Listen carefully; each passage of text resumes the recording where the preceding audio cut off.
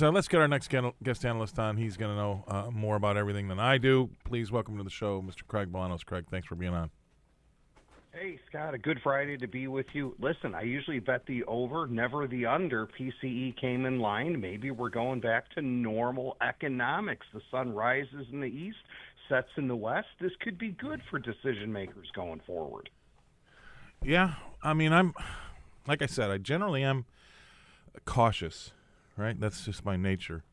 But I think that, and we've had a lot of bad news out in April. May was a little bit more calm, although we did see a lot of toing and froing with tariffs on, tariffs off. But April's don't even say those. I just got the April jitters. I'm having flashbacks, man. This is terrible. That's how bad. April was that bad.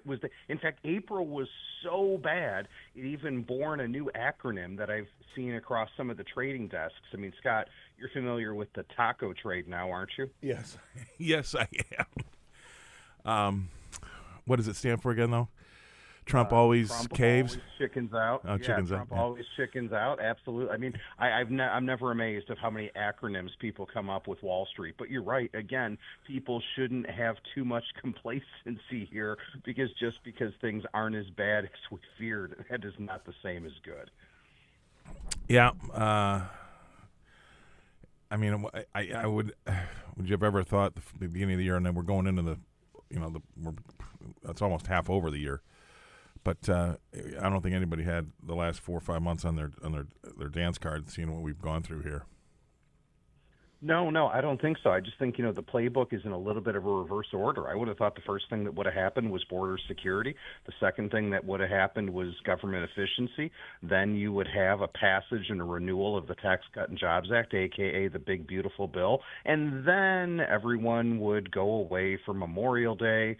Congress will get back in session in the fall. And that's when they would tackle U.S., Mexico, Canada, because the agreement's coming up in mid-26.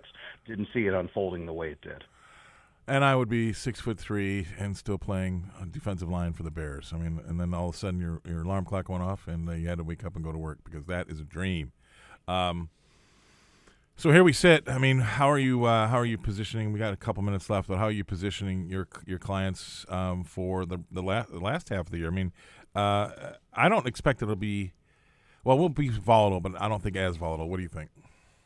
Well, this is my message to everybody. 2025's investment theme for our firm was pragmatic optimism. Our implementation thematic for the second half of the year is a play on words. It's called diversify your diversifiers. What I mean by that is I want people who have not yet participated or those who are working with limited alternative investments to increase their game in that space, because I think you're going to have some assets that can zig when other things zag. I think you're going to want to focus on some areas on the credit side, focus on some areas on the infrastructure side, and continue to lean into this international trend.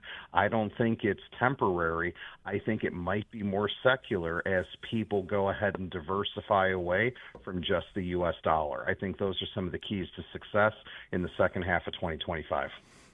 I'll be even a little bit more simpler than that. I'm going to always have, my personal investment plan this year is, so far it's been okay, but just keep a little bit of powder dry, hold my nose, and buy on these big down dips. I mean, just take advantage of the volatility to the downside, and I do not chase to the upside. So if a stock is higher, I don't buy it, but if it's dramatically lower, and then there's no reason why except for overall market, tumult, I've been buying, and I think that's still probably going to hold true here going into the second half of the year. I think it's going to hold true going forward, but we need to remember now that the taco trade acronym is out there for everybody to know, the corrections are probably going to be more shallow.